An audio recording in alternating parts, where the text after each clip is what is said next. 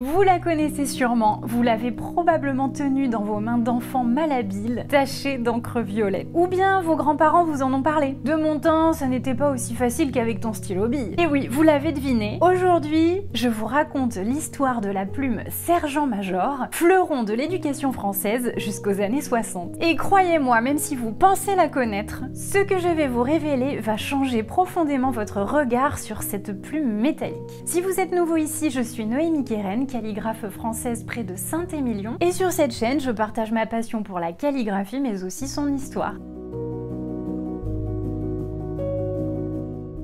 Avant la sergent-major, il y eut d'autres plumes. Dès l'Antiquité, on trouve des plumes métalliques en bronze. Puis au XVIIIe siècle, certains joailliers en fabriquent en or ou en argent. Mais ces créations restent rares. Pour l'écriture du quotidien, pour ceux qui savent écrire bien sûr, c'est la plume d'oie qui règne. Elle est encore aujourd'hui le symbole de l'écrivain, preuve de son impact culturel durable. Pourtant, elle a été détrônée. Et ce changement, on le doit à un bouleversement majeur, la révolution industrielle. Imaginez une usine, des dizaines de femmes s'affairant à façonner des milliers de petites plumes d'acier, prêtes à remplacer les plumes d'oie une à une. C'est en Angleterre que l'industrie de la plume métallique prend son essor. En France, l'accueil est, disons, mitigé. La légende raconte que Victor Hugo refusait catégoriquement de troquer sa plume d'oie contre une épingle grattant le papier. Mais ce rejet, teinté de patriotisme, va commencer à faiblir à partir du moment où la France va elle-même commencer à développer son industrie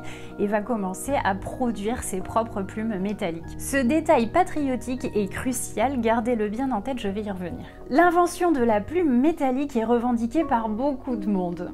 Et Bernard Robert, d'ailleurs, dans son ouvrage Les instruments de l'écriture, que je vous recommande chaudement si le sujet vous intéresse, retrace les grandes étapes de cette épopée. Joseph Gillotte, un nom bien connu des calligraphes puisque la marque existe toujours, innove avec une machine qui crée des plumes concaves au lieu des plumes tubulaires qu'on faisait jusqu'à présent, ce qui va permettre une grande économie de matières premières et surtout va rendre possible la mécanisation à bien plus grande échelle. Des fentes latérales et des perforations qui vont donner plus de souplesse aux plumes, la mise au point d'un acier sémenté qui va permettre une meilleure résistance à l'oxydation. À partir de 1830, les plumes anglaises inondent la France, qui va résister, mais plus pour longtemps. L'augmentation des taxes sur l'importation donne des idées à certains investisseurs de Boulogne-sur-Mer. Ils lancent leur propre production. Cette ville est idéale, elle a un port pour recevoir les matières premières et une main-d'œuvre féminine disponible. Après Blanzipour et Bagnols-et-Fargeon, une nouvelle entreprise voit le jour vers 1880, la Compagnie française de plumes et de porte-plumes. Elle deviendra bientôt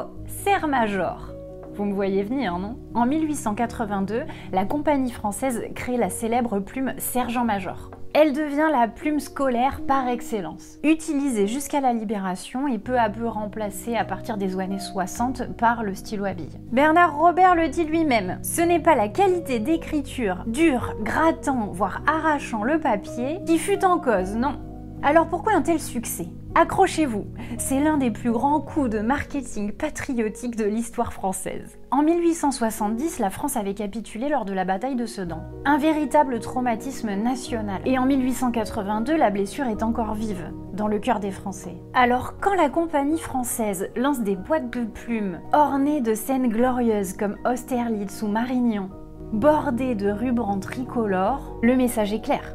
Acheter ces plumes, c'est acheter un peu de la grandeur de la France. Et ça fonctionne! La plume sergent-major s'impose, accompagnée de toute une série d'autres plumes aux noms plus victorieuses et conquérantes les unes que les autres. La cocarde, la sergent-chef, la plume de la victoire, et j'en passe. Je ne peux pas vous parler de la plume sergent-major sans vous raconter comment elle est fabriquée. Le processus est bien plus complexe qu'il n'y paraît. Une vingtaine d'opérations sont nécessaires.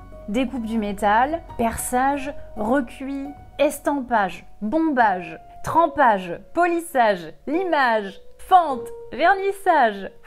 Un vrai travail de précision réalisé par des mains expertes. Et oui, puisque chaque modèle de plume varie légèrement, le métal est plus ou moins épais, les perforations diffèrent, ça demande vraiment beaucoup de technique. Parce qu'avec le temps, une grande diversité de formes et de décors apparaissent. Les fabricants rendent hommage à des personnalités ou à des monuments et développent des gammes de plus en plus riches.